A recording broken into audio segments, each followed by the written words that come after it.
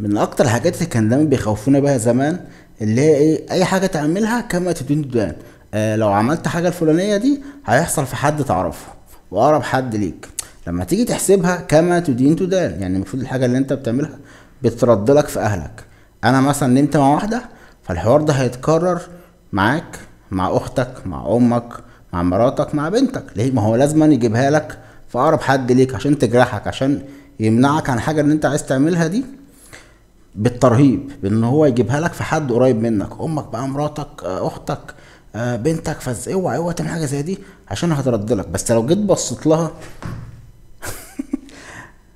بصيت لها، هم مالهم؟ يعني انا صاحب الشخص، انا اللي عملت الحاجه دي، تترد لهم هم ليه؟ ايه ذنبهم هم؟ ما هي يعني لو بصيت لها، لا، لو انا عملت الحاجه دي وهي عملتها، تبقى هي شمال مثلا. يعني ما هي ملهاش علاقه بيا، انا هي اللي عايزه كده مش انا اللي عايز كده.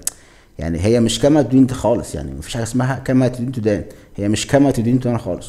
والحاجه اللي هتعملها مش شرط تترد في حد، او مش شرط حد ياخد حقه بيها.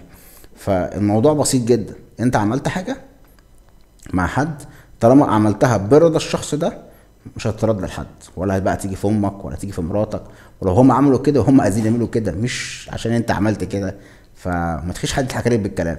مع ان هما زمان كان معناها واضح، كما تدين تدان. وكان زمان يقول لك لا، لو عملت الحاجه دي لازم أن يرهبك ويخوفك ويقول لك دي. لكن طبعا دلوقتي بيرقعوا كتير، يقول لك لا، ما بيحصلش فيها قوي يعني، بس بيحصل بالاحساس. احساس يعني مش فاهم انا ايه وحده كاس الاحساس دي.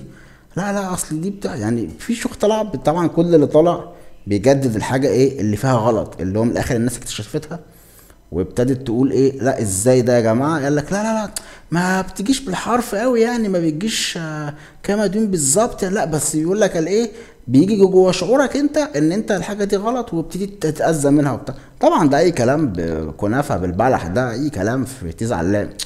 ما تصدقش الكلام ده كله. انت يعني انت خدها كده، عايز تفهم حاجه افهمها صح، حطها في عقلك كده وقول يا والله دي تنفع تمشي كده او ما تنفعش تمشي كده بس. فمفيش حد بقى يخليش حد يوهمك بكما تدين تدان، مش كما تدين تدان خالص. واشوفكم الفيديو الجاي.